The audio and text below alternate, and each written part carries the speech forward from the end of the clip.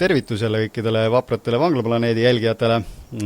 Täna räägime siis ühest, võiks öelda, et ülikõvast ja retsist konverentsist, mis juba 29. novembril tuleb. Et ma usun, et sellised regulaarsed Vanglaplaneedi külastajad on märganud lehel suurt Red Pill Eesti konverentsi bännerit. Aga vaatame siis, räägime täna natuke täpsemalt, et millise konverentsiga tegu on. Mul on hea meel tervitada telegram.ee tegijaid ja siis Red Pill Eesti konverentsi korraldajaid, Mariann ja Handot. Tervist! Tere, Peeter! Te olete siin juba päris palju erinevaid konverentse korraldanud tegelikult nii ühes teemast kui teisest, aga kus selline Red Pill Eesti mõte siis tekkis ja miks te arvate, et seda just nüüd praegu vaja on? See mõte tuli sellest, et paar kuud tagasi hakkas Inglismaal väga suurestamine digi-idee osas. Ma usun, et su jälgijad teavad, mis asi see on ja mida ta umbes endast kujutab. Ja me tundsime, et oleks vaja tekitada kuidagi niisugust furoori, lükata käima kogu see teema ja tekitada mingisugune debatt või mingisugune arutelu, kuidas nüüd edasi minna, kui me oleme reaalselt olukorras, kus hakatakse nüüd looma digitaalset vanglat siis, eks ju, kus iga meie samm on jälgimise all ja iga tegevuse eest saab neid skoore, eks ju, ja kui sealt edasi ei tohi minna, kui me jälgime sinusuguseid ja meiesuguseid, siis võetakse meie skoori maha, eks ju, ja raha lülitatakse välja. Et põhimõtteliselt selline stsenaarium nagu Hiinas, selles suunas me lähme ning meie eesmärk selle konverentsiga on siis see, et seal tekiks kuidagi moodi arusaam, kuidas minna edasi, sest et ilmselge, et erakondade peale ei saa lootma jääda, need on ennast kõik jalga tulistanud 100 korda ning siin on vaja luua midagi täiesti uut. Ja lisaks sellele vastukaaluks siis ka on mõned ettekanded sellest, nagu ka sinu oma, et kuidas siis sellest süsteemist välja murda või sellest süsteemist sõltumatult elada.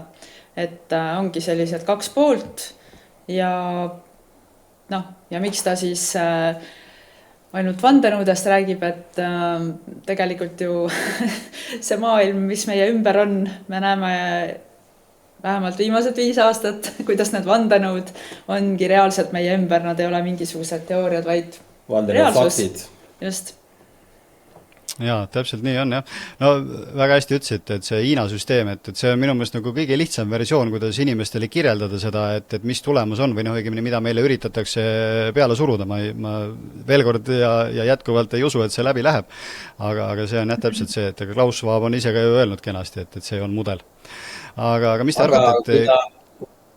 Ma küsin, et kui ta Hiinas läks läbi, miks sa arvad, siin ei lähe läbi? No selle mõttes, et Hiina inimesi on nagu pikemat aega juba nagu niimoodi ikkagi hoitud sellise surve all ja sealt on nagu väga keeruline välja saada. Aga meil on nagu see, vähemalt mulle jääb niisugune mulje, et mida rohkem inimesi survestatakse niimoodi just isiklikul tasandil, et kõik need tuulikud ja kaevandused ja Rail Balticud, et inimesed hakkavad enda naha peal tundma seda asja ja ei ole nagu võimalik tekitada meil sellist tunnet, et nüüd võt, nii nagu sealt riigisad ülevalt ütlevad, täpselt nii ongi ja mitte midagi kuskil keegi kobiseda ei või. Et Hiinas on see asi ikkagi nagu päris pahasti juba, aga ma arvan, et meil annab see hoopis sellise vastupidise reaktsiooni ja nad võivad teha oma igasuguseid vihakõneseaduseid ja siin üritada midagi nagu blokkida, aga see näitab ainult seda, et neil tegelikku võimu ei ole.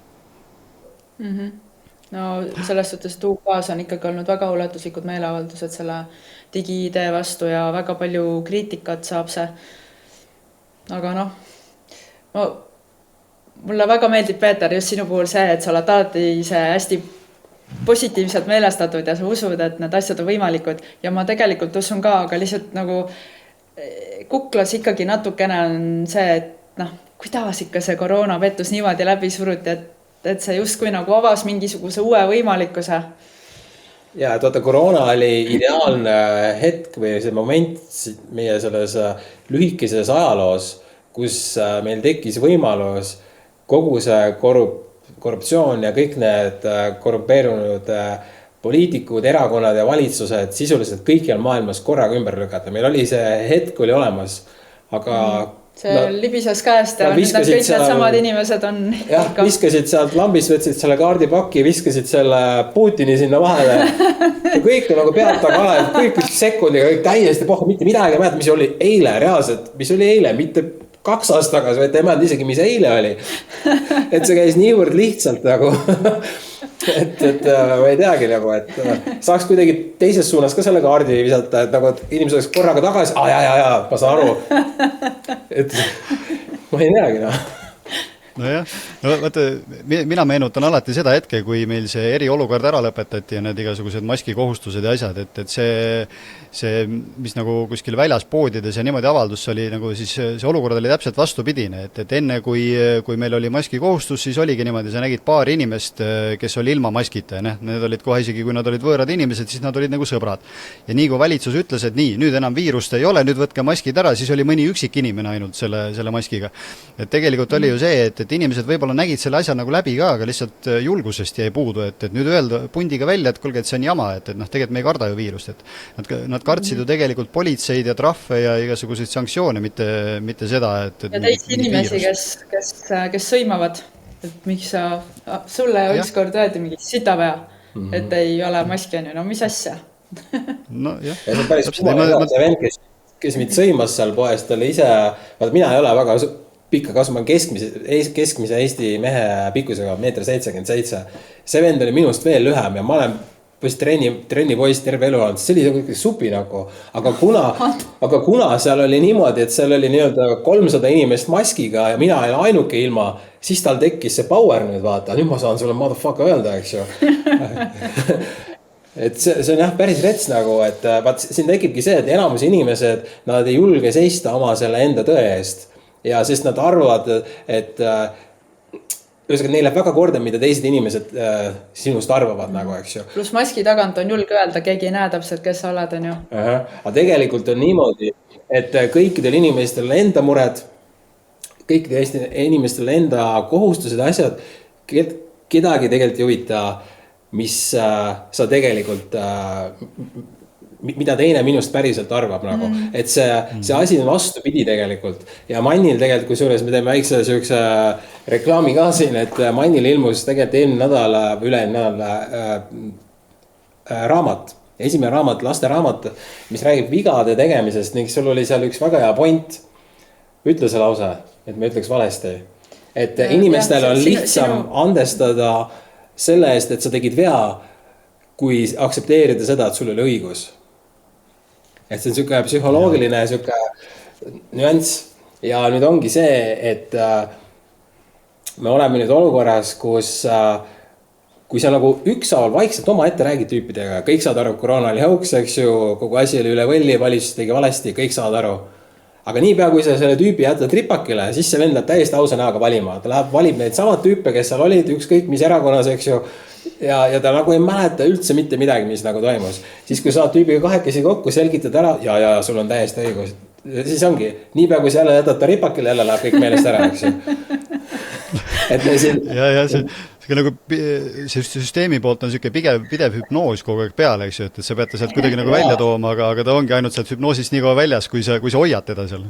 Ma selle ettekandes just nagu, miks ma selle otsedemokraatia nagu välja toon, ongi see sama teema, et inimesed ei jääks sinna sellesse ringi, et kogu aeg tulevad mingid uued poliitikud ja uued parteid ja nagu siin on plaan B-d ja C-d ja V-d, eks ju.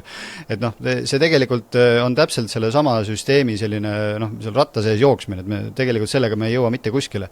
Aga maailmas on näiteid ja meil on enda riigi koha pealt ka näiteid, et tegelikult saab seda asja natukene teistmoodi ka teha, nii nagu oleks päriselt loogiline ja ma arvan, et ka õige ja siis ma ei tea, kui hästi see kõlab, aga normaalne. Aga vaata, kui lihtne neil on see asi, oletame, et me siin kuidagi mis organiseerume või, mis see sõna, mobiliseerume või ühesõnaga hakkame koos midagi tegema suurema seltskonnaga. Siis neil on nii lihtne see asi segamine ajada, nagu ma ütlesin, nad võivad võtta saab kaardipakist uue asja. Neil oli üks viimaseid asju, mis neil kaardipakis on dildo kaart nagu. Või dildo või kuhu peale on kirjutatud gei, nagu nad võtavad selle kaardi ja viskavad niimoodi ja siis massid jälle, kõik on täiesti segi peast, nad ei mäleta reaalselt mitte midagi. Et praegu me oleme sellises olukorras, kus seal on mingi 7 või 8 erakonda ja siis põhimõtteliselt nad jauravad selle üle, et telekas oli 2 homomeest.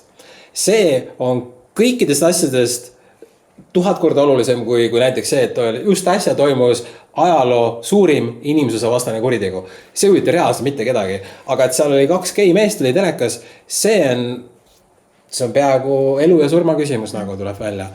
Et jah, et see inimeste see tähelepanu ongi nagu see valuuta on ju, et me kuidagi peame tegema nii, et ja ma ei tea, see on, ma arvan, et see on see kõikide meediaväljaannete ja poliitikute ja aktivistide see selline unelm teada saada, kuidas teha nii, et nende tähelepanu ei läheks kõrvale. Ja üldiselt me oleme aru saanud, alati mis müüb on hirm, eks ju, nad hirmutavad, et sul on see nähtamatu vaenlane sinu sees ja sa tapad kõik inimesed ära, oma vanemad tapad ära ja kõik surevad ära, igal pool laibonnikud, eks ju. Nii, nad hirmutasid sellega. Siis seda teist poolt nad hirmutasid sellega, et kui sa sellega kaasa ei lähe, siis me heidame su ühiskonnast välja, eks jälle hirmufaktor. Siis nad võtsid selle Putini kaardi, siis nad võtavad selle gei kaardi, sest nad tuleb välja, et pooled kardavad. See on nüüd off topic, aga ma isiklikult arvan, et pooled mehed on kapihomod. Ma päriselt arvan seda, sest ma ei saa aru, miks peaks keegi minema nii närvi mingisuguse gei või tildo pärast jumala pohhu nagu. See, et nad seda niimoodi kardavad, ma arvan, et nad on kapihomod. Ehk siis kogu mu loo jutu point on see, et alati on see hirmufaktor. Nii, kui me räägime sellest digiideest ja sellest kontrollühiskonnast, siis võib-olla see, mis me peame tegema, on reaalselt hakkama rahvast hirmutama. Sest see on see, mis müüb. kui me võtame selle hirmu, ütleme, et nüüd ongi täpselt nagu Hiinas ja veel steroidide peal ka, siis on täitsa perses nagu. Ehk siis me peame nüüd mobiliseeruma ja midagi välja mõtlema. Et ma natuke kaalunud, võib-olla peaksime minema selle hirmu peale. Aga meid süüdistataksegi pidevalt ju tegelikult selles, et me hirmutame inimesi hullult. See ei ole üldse nagu, aga me ei hirmuta, me räägime reaalsusest ja reaalsus tegelikult üsna tihti ongi päris hirmutav. Aga ma ei tea, kas see sind rõõmustab või hirmutab, Ando, aga ma arvan, et ei ole, kuidas ütlesid, pooled inimesed kapi omad, et vaata, üks nende globalistide selline peamine eesmärk või see niisugune nagu ka üks märgadest unenägudest on see perekonna ära lammutamine, sellepärast et vaata, kui on tugev perekond, siis on tugev kas siis riik või kogukond või mis iganes, eks ju.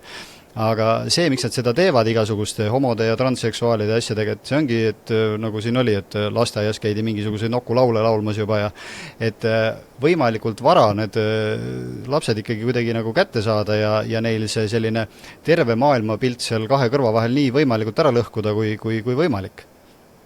Ma olen nõus, aga kui kodus on kõik hästi, siis seda ei ole võimalik lõhkuda. Ja eraldi küsimus on veel see, et vaata, kui sa räägid ükskõik kellega juttu, siis kõik saad aru, et koolid on tehtud selleks, et taguda nendest tüüpidest välja ühesugused alluvad põhimõtteliselt etturid. Päeva lõpuks, see on see, mis on nagu eesmärk. Sellest juba kirjutas Aldous Huxley 100 aastat tagasi hea uus ilm, eks ju. Kui sa omavahel nende tüüpidega räägid, kõik on nõus, kõik saad aru ja sul on õigus. Aga ometi nad saadavad selle lapse sinna samasse kooli, kus sa just rääkisid, et see on mõeldud idiootide tegemiseks ja nad kõik saadavad lapsed rahumeeli sinna, siis tekib küsimus, oot.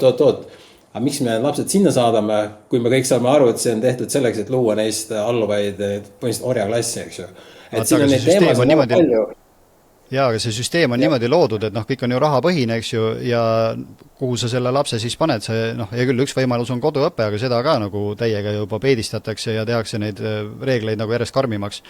Et see on võimalik, aga see on keeruline ja põhiasi, mille peale ju surutakse, on ikkagi nagu mugavus, et ongi hea, et las siis kool tegeleb ja arvatakse ka võib-olla, et kui ma kodus lapsega räägin, et ega siis ei juhtugi nagu midagi väga hullu. Aga tegelikult ma kardan, et väga paljud lapsed lõpuni ei räägigi oma vanematele, mida seal koolis neile siis nii-öelda õpetatakse? Ei, seda kindlasti, aga jah, siin ongi see, et kui sul on, ma toon näite, meie lapsed käivad väga väikeses koolis, mis on see Waldorf kool ning tundub nagu siuke perekonna vaib on kogu sellel asjal, nagu kõik tunnevad kõiki ja õpetajad ja värke nagu, et mida väiksem see on, ehk siis mida rohkem on kogukond ja ütleme siuke pere vaib, täpselt nagu sa ütlesid, seda tugevam kogu see asi ongi, et see ajupesu ongi lihtsam teha nendes suurtes kollektiivides ja sellepärast on ka, ma arvan, Hiina on ka see on nii suur, palju seal väidavad miljard inimest, eks ju. Mida suurem see seltskond on, seda lihtsam on seda seal ära võimalik nullida, sest et kui sul on väike grupp, isegi ütleme, ka Eesti on väike, eks ju, 1 miljon inimest päeva lõpuks 2 telefonikõne kauguselt, me tunneme kõiki, eks ju, kontakt on kõigi, kõik teavad kedagi, kes teab kedagi, eks. Et meil on niivõrd lihtne see sõnum panna siin liikuma. Ja see on meie pluss nagu, et ma endiselt arvan, nagu ma seal kunagi ulmefilmis ütlesin, et ma arvan, et Eestis on väga suur roll selles nii-öelda ärkamises, sest et see info levib väga kiiresti. Siin ongi pigem see, et tuleb mängu see inimeste enda enese see tsensuur, mida inimesed enda peal rakendavad ja tihtilugu märkamatult üldse. Ja just see julgus ja eks kindlasti mõnel on ka seal mingisugune rahaline kasu sees või mõnel on mingisugune võimuiha või mis iganes, aga jah, seda julgusest jääb ikkagi natukene puudu. Aga ma jõuan teise küsimuseni ka, meil läheb juba nii ägedaks see saade, et natukene teemast välja, aga ma arvan, et see ei ole üldse paha. Et tahtsingi nagu uurida, et kellele see konverents siis nagu kõige rohkem mõeldud on, et millistel inimestel peaks see pilet siis nagu taskus olema juba? No eks nendele, keda huvitab, et mis siin maailmas toimub ja mis meid on ees ootamas ja samuti ka see, et tegelikult saada julgust juurde ja mitte tingimata võib-olla saada julgust juurde, et ma ei tea, siin hakata revolutsiooni korraldama, vaid saada juurde seda sisemist julgust, et sa saad igas olukorras hakkama ja et tegelikult on olemas need inimesed, kes seisavad su kõrval ja kes mõtlevad samamoodi, et see nagu just ka see kogukonna tunde tekitamine. Et see konverents on kindlasti mõeldud nendele inimesele, kes ei taha, et nende lapsed ja lapselapsed elaksid igaveses digitaalses vanglas, kus on iga nende samm on jälgimise all, kus neil on programmeeritav raha, eks ju, mida lülitatakse välja või pannakse aeguma 15 minuti linn, eks ju. Kõik need asjad, et kui sa sihukest asja ei taha, siis see konverents on mõeldud sulle. Kui sulle tundub, et see on päris okei, eks ju, ja värgid ja siis ei ole sulle nagu. Et tegelikult ju neid selliseid nii-öelda vanglaid on ju palju, kõige suurem vangla ongi see meie enda mõistus, ehk siis see enesetsensuur, et see vabadus ikka algab sinu enda peast, on ju. Ja kui mõelda neid teisi vanglaid, siis minu meelest inimesed ikkagi peaksid, et see otsedemokraatia läbisurumine on tegelikult väga olulise tähtsusega. Kui me kas või vaatame, okei, ma saan aru, et sina räägid sellest, kuidas ta kohalikul omavalitsuse tasandil läbi suruda, aga riigi tasandil on ju, praegu tegelikult on toimumas minu meelest midagi väga haiget, see on see uus riigieelarve, mis on miljardiga miinuses, nad tahavad võtta 1,7 miljardit laenu ja see suurendab iga inimese maksukoormust nagu nii palju, nagu see on suurenenud võib-olla viimase, ma ei tea, 5 aastaga või nagu 1 aastaga lihtsalt nii palju või isegi 10-ga. Et see on, see tundub mulle nii ajuvaba, et see riigi võlg nagu kasvab selliseks, et meie lapselapsed ka reaalselt maksavad seda kinni. Vaata, kui igaüks, kes on nii-öelda firmat pidanud, juhtinud mingisugust ettevõtet või teinud mingisugust projekti, siis alati on eelarve, millega sa pead toime tulema nagu. Ma saan aru, et vahel on võib-olla vaja võtta laenu, et see mingi asi ära teha, aga need vennad, need lasevad lihtsalt täiesti lampi nagu. Et neil ei ole mitte mingi plaani ka, sest et neil ei ole vastutust, vaata, kui sul enda firma, siis kui sa võtad selle laenu, sa tead, et sa paned nüüd oma mingi selle kodu või mis iganes asja sinna tagatiseks, eks ju, sa pingutad, et see korda saad, nendel täiesti pohhu nagu, ja sest nad teavad, nad vahetuvad välja, isegi kui... Ja järgmine aasta Riigikogu valimised ju, paneme hullu nagu. No ongi jah, eks ju, et me oleme jälginud ühte huvitavat tüüpi nimega Gary Stevenson, kes on kunagine investeerimis pankuri trader, aga põhimõtteliselt tema on umbes 15 aastat panustanud selle peale, et majandus läheb aina hullemaks ja siis nagu varade erinevus, ütleme siis, et püstirikaste hulk ja puruvaeste hulk kogu aeg läheb suuremaks, eks ju. Ning tema pointe on see, et kui sa jälgid nagu valitsusi, siis nad elavad meelega sihilikult kogu aeg üle võlli sest et riigid siis läheb riik ka veel vaesemaks, kuna põhimõtteliselt siin on 2 aspekti. Üks on see, et kogu süsteem on nagu pettusele üles ehitatud. Noh, selles suhtes, et see saabki ainult nii-öelda hävingusse minna.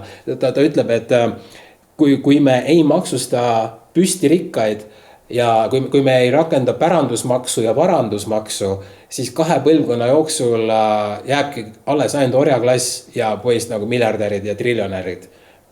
See on tema jutu point. Ning ta ütleb, et praegu on nii, et need vara koondub kõik ühte nurka, eks ju. Kaasa arvatud riigid jäävad kogu aeg vaesemaks, sellepärast, et nad elavad üle võlli, nad peavad müüma neid võlakirju või nad müüvad siin mingisugust, ma ei tea, nii-öelda Tallinna Sadam või mingisugune Eesti Energia, mingid sükst asju müüvad erafirmadele, eks ju. Ning varsti ongi niimoodi, siin jäägi mitte midagi alles. Et noh, meil neid teemasid on väga palju, et me küll selle konkreetse konverentsi mõtlesime, et teeme selle rohkem digi-idee peale, aga päeva lõpuks me räägime, kuidas päästada kogu see maailm või noh, see, mis siin toimub, sest mulle tundub, et need erakonnad, mitte ükski neist sellega ei tegele ja ma isegi ei saa aru, kuidas see üldse võimalik on nagu. Et juhul, kui Eesti riigil on nagu mingisugune pikem visioon, mingi 10 aastat või 20 aastat või 50 aastat, siis seda rahvaga ei jagata. Et tegelikult, kui sa mõtled seda, et suured või isegi väiksed firmad, need, kes on edukad, neil on ju ikkagi väga kindlalt silme ees see visioon, kuhu nad tahavad jõuda. Ja see ju peaks ju ka olema, Eestil ju peaks samamoodi olema visioon. Et juhul, kui sa valitsuses sa teed mingisuguseid otsuseid, siis sa ju pead rahvale ära põhjendama, miks see on hea, et mis see pikem visioon on, mitte see, et oi, kuule, meie visioon on see, et saaksime jälle valitud, et davai, seekord tõstame nendel nagu seda toetust, järgmine kord tõstame teistel, siis nendel võtame maha.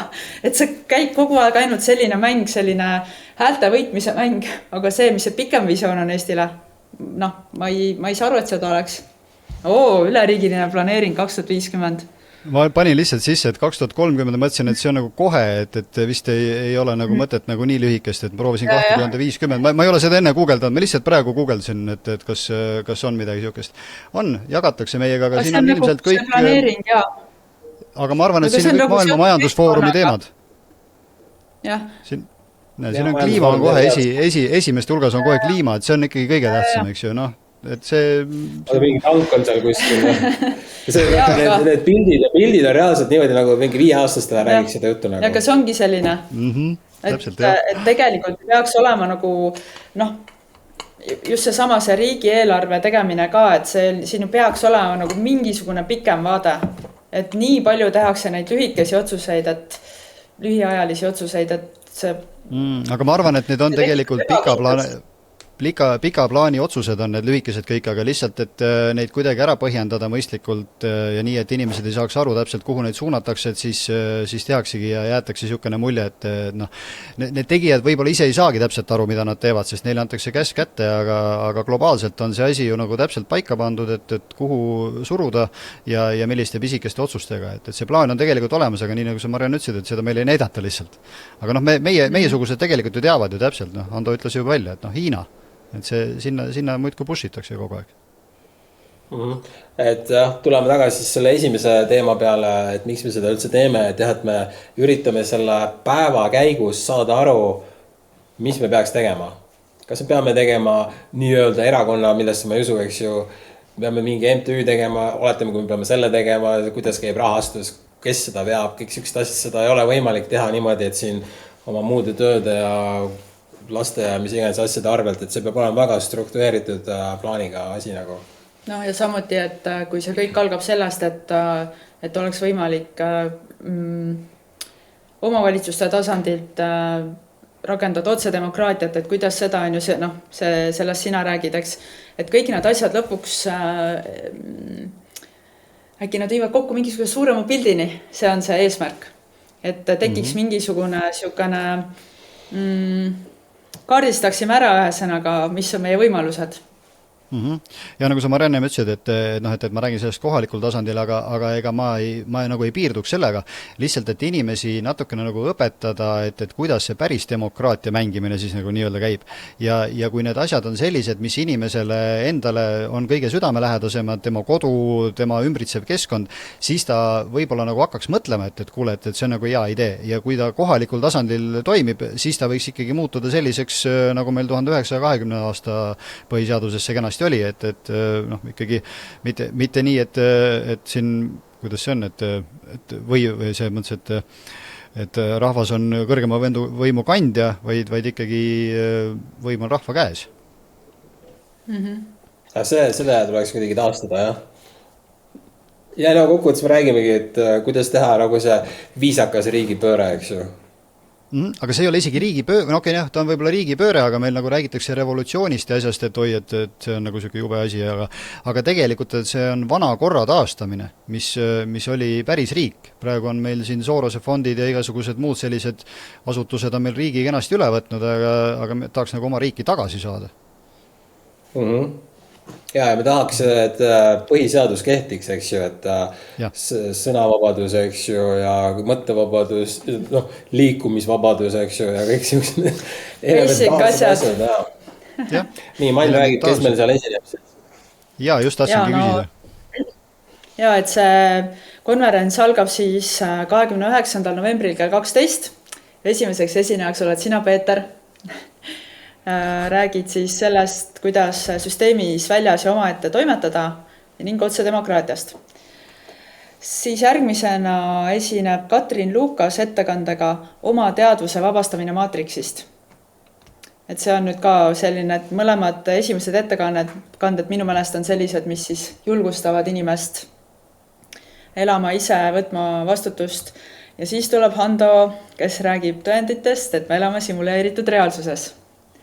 Et siis lähme juba natuke rohkem sellisesse ulmelisemasse faasi selle konverentsiga ja peale pausi tuleb siis peaesineja, kelleks on Jüri Lina, kes räägib zombiefektidest eluvõõras zombiteaduses ja inimvaenulikus zombikunstis. See on siis täiesti eraldi meie konverentsi jaoks ettevalmistatud esitlus, seda ei ole ta kusagil varem rääkinud siis oma nendel Eesti tuuridel, kus ta käib paar korda aastas. Ja pärast Jüri Lina ettekannet siis tulebki meie vestluspaneel digiideest, et kuidas peatada kontroll ühiskonna pealesurumine.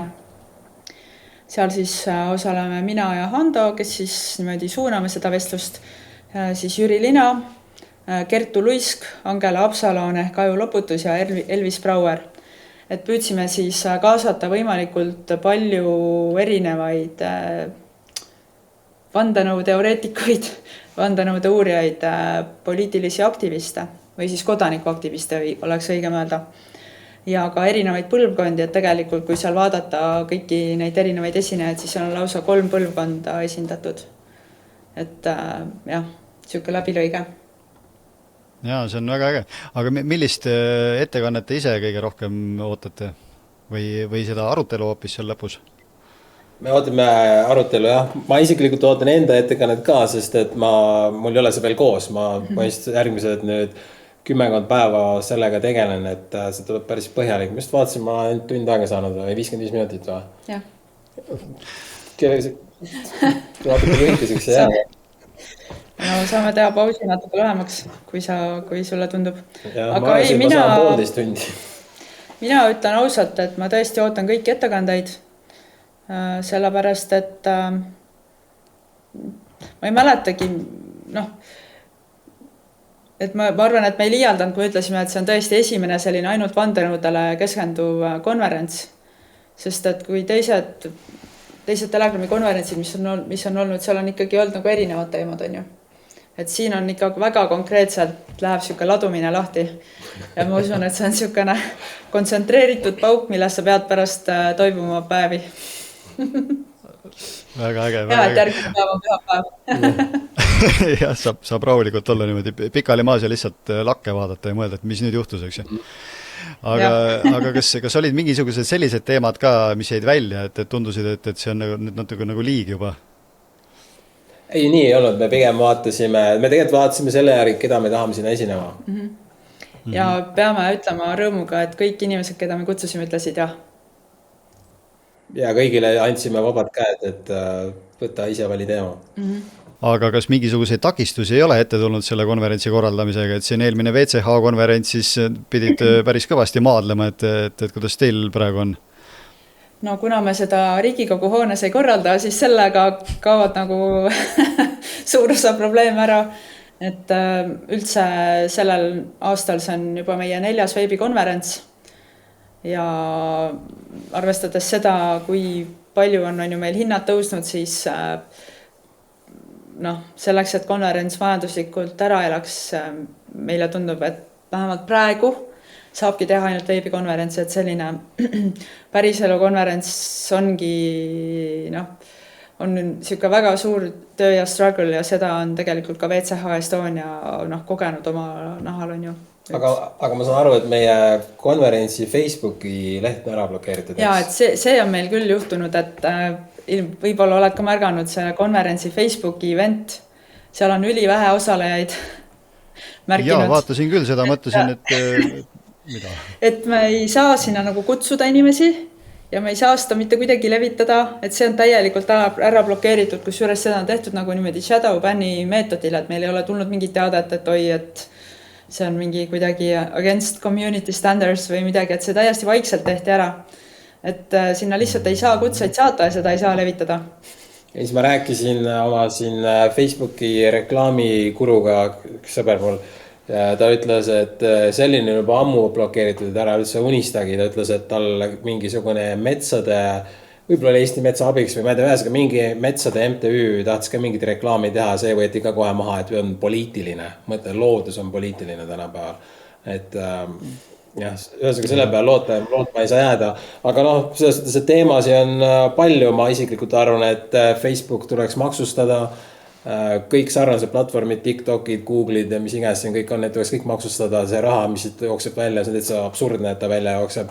Lisaks sellele, et nemad saavad oma mingisuguse algoritmiga dikteerida, mis me siin teeme, see ei ole okei.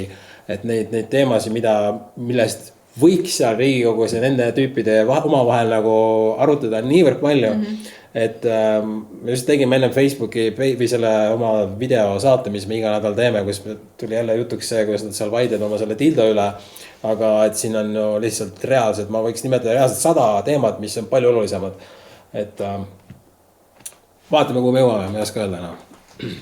Ja, et selles mõttes neid vandenõu teemasid on ju palju, et vaatame, kui tekib vajadus, siis ju saab alati teha konverentsi teise osa, kus võtame järgmised teemad ette. No jääga selline konverentsi korraldamise ettevalmistus on ikkagi ju päris pikk, et ei ole nii, et ma nüüd ühel päeval mõtlen, et teeme ja siis järgmisel päeval juba toimub, et see ka ikkagi päris korralik töö, hoolimata sellest, et tegemist on veebikonverentsiga. Ja, absoluutselt. Et seal on ju nii palju igasuguseid väikeseid tahke, et kuna see on meil juba sellel aastal 4, siis loomulikult selle võrra lihtsam, et sul on juba nii-öelda mingisugune muster sees, aga ikkagi, kuna teemad on täiesti erinevad, et siis juba see on ju, et iga esineja ja paneeli kohta ju eraldi tutvustusartikkel ja kogu see tehniline teema, see inimeste kaasamine, uudiskirjad, see, et nii-öelda milline reklaam müüb või et kuidas nagu inimesi kaasata, et see on niisugune täppisteadus. Aga kui Facebook teid blokeerib, siis võiks äkki teha üleskutse inimestele, et kõik, kes juba on ostnud selle pileti või lihtsalt vähemalt huvituvad sellistest teemadest, et saatke lihtsalt Facebookis kas või sõnumitena või jagage seda sama piletiostu linki või seda mõnda ettekandjat, keda on Telegrammis tutvustatud. Et siis kuidagi töötame lihtsalt sellele süsteemile vastu niimoodi, et see shadowban ei töötaks nii hästi. Just. Et võib-olla kõige lihtsam ongi lihtsalt jagada nende esinejate tutvustusi, sest et sealt igaüks ju leiab selle, mis teda ennast kõige rohkem kõnetab. Ja just.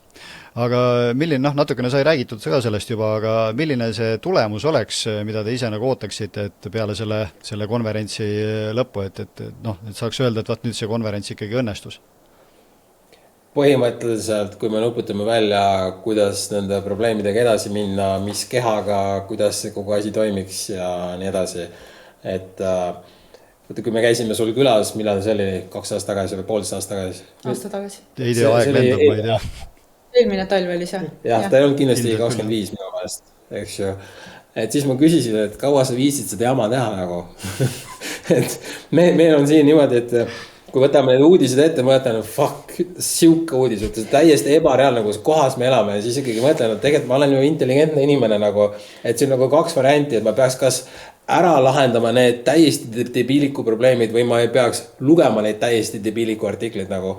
Et me kindlasti viitsi seda elu lõpuni teha, aga üks põhjus on ka see, et me ei ole ju vaata organiseeritud, nii-öelda kas või meiesugused omavahel, eks ju, et kõik teeme oma asja, aga mis see eesmärk siis lõpuks on, et sinna võiks ju nagu jõuda, et vaata tegelikult me tegime. Koroona ajal see toimis tegelikult ja kuidagi võiks sinna tagasi jõuda. Et nagu kunagi, kui ma selle ulmefilmi tegin, eks ju, et ma tegin lihtsalt selle pärast, et see isale nagu näidata, eks ju, sealt sai see alguse ja noh, siis kui tuli Telegram, siis me tegime ka sellepärast, et sellist saiti nagu ei olnud, et noh, sul oli küll enda sait, sa olid enne meid, aga noh, me panime sinna sisse kõik need müstilisemad aspektid ka ja terviseteemad ja mingisugused psühhedeelikumid ja aga päeva lõpuks me ei teinud seda sellepärast, et me täiega tahame teha, vaid see oli nagu puudu sealt. Ja eesmärk lihtsalt oli see, et nagu tegelikult selle konverentsiga, et need inimesed, kes